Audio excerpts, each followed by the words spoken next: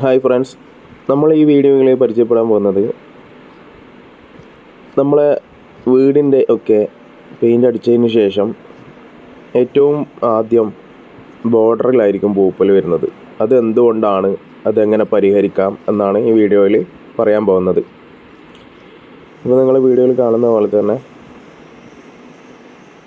നമ്മൾ പെയിൻ്റ് അടിക്കുന്നതിന് മുന്നേ മൊത്തത്തിൽ പൂപ്പൽ പിടിച്ചിട്ടുണ്ടെങ്കിൽ സാധാ പേപ്പർ കൊണ്ട് വരച്ചിട്ട് അതിൻ്റെ മുകളിൽ പെയിൻ്റ് അടിക്കാറാണ് പതിവ്. അങ്ങനെ വരച്ച് കഴിഞ്ഞാൽ നമ്മൾ പേപ്പർ കൊണ്ട് വരക്കുന്ന സമയത്ത് പൂർണ്ണമായ രീതിയിൽ പൂപ്പൽ പോവില്ല. ജസ്റ്റ് മുകളിലുള്ള കോട്ടിങ് മാത്രമേ ഇളകിപ്പോയുള്ളൂ. പൂപ്പലിൻ്റെ ആ റൂട്ട്സ് ചുമരിൽ തന്നെ ഉണ്ടാവും. പക്ഷേ ആ റൂട്ട് അടക്കം കളയണമെങ്കിൽ നല്ല പ്രഷർ യൂസ് ചെയ്യേണ്ടി വരും. അതിനാണ് pressure pump. Car washer pump കൊണ്ട് തന്നെ പൂപ്പൽ പരമാവധി മാക്സിമം കളയാൻ ശ്രമിക്കുക.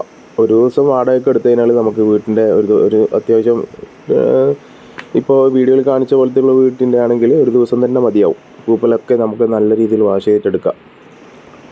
ഇതുപോലെ വീഡിയോയിൽ കാണിച്ച പോലെ നല്ല രീതിയിൽ കാർ വാഷർ കൊണ്ട് തന്നെ വാഷ് ചെയ്തിട്ടെടുക്കാം. അതിനുശേഷം ഇതുപോലെ ബോർഡർ ഇപ്പോൾ ഈ വീഡിയോയിൽ കാണിക്കുന്നതാണ്ടോ, ബോർഡർ അടിക്കുന്ന സമയത്ത് ബോർഡറിൻ്റെ ടോപ്പും അതുപോലെ ഉൾഭാഗവും അടിക്കണം. അല്ലെങ്കിൽ പെട്ടെന്ന് പൂപ്പ് വരും. അടിക്കുന്ന സമയം ബോർഡറിൻ്റെ എല്ലാ വശങ്ങളും